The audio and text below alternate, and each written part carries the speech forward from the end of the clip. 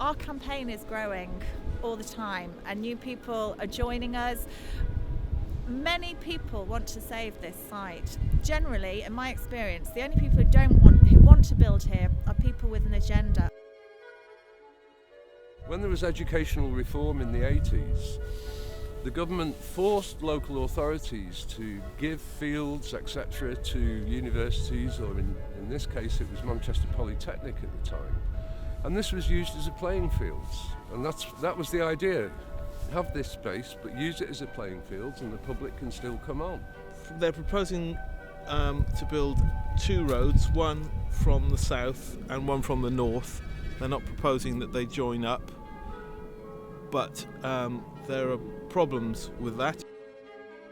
We use it for picnics, for barbecues. It's a really good community space. The Elim Church used to use it in the 80s as a community area.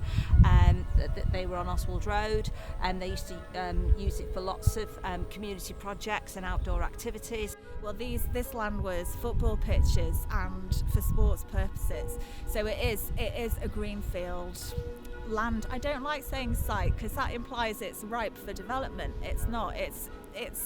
They're fields. They're full of trees and nature. Well, we've planted fruit trees so that there'll be an orchard that people, when they're walking around, and they can pick fruit to eat. There's always been fruit here. I mean, people have always come here to pick blackberries and black currants and all sorts of things for making wine.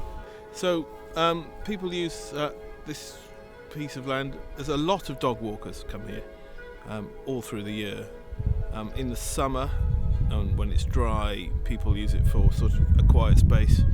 Kids, the landscape changes quite a lot from the spring to the autumn. You get very long grass, and young families can let their kids sort of run free without any, no traffic.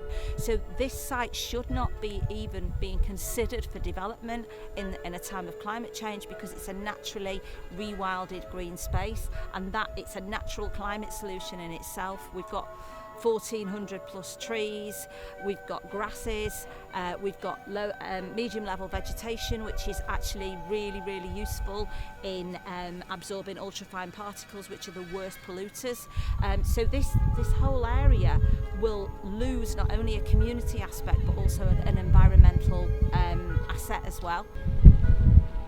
We're at Ryebank Fields, which is one of my favourite places to play. Well, at the moment, I think the biggest problem facing all of us is climate change, and anything that makes that worse. I mean, we've got fires in Australia, we've got floods all over the place, we've got plagues of locusts. You can't deny that things are going wrong. So here's a nice water and carbon sink that they want to just grub up and build more houses on, which is just going to, there are a lot of trees here, some of which I planted, and a tree can suck up 100 gallons of water a day in the summer, and I can't remember exactly how much carbon dioxide it can sequester, but it's quite a lot. It's a few pounds a week of carbon dioxide, and that's all just going to be lost. This land should be handed back to the community. It was ours, it was public land. We need to save it now more than ever because of climate change, because of pollution. This land is invaluable. You can't put a monetary price on it.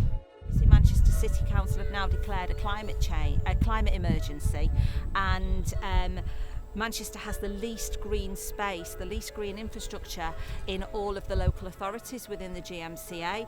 So we need to preserve what we've got.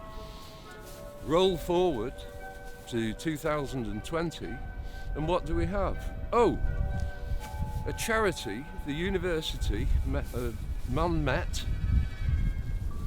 acting in exactly the same manner as a multinational. I think they're just seeing it as a way of raising a lot of money for very little effort, to be honest.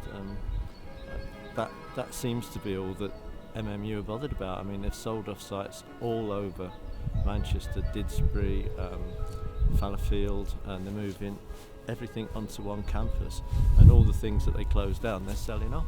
I would say don't build on the fields because it's very, very pretty and it's just good as the way it is. If you look at this space, it's so special. It's one of the last wildernesses that you'll see in Manchester. And let's not forget, Manchester, out of all of the major cities in this country, has lost more green space than anyone else. So under a climate emergency, and just for local well-being, let's save this. Let's not cut down the trees. Let's not destroy the habitats of the animals that are around here. Let's keep it for the sake of our planet and our children.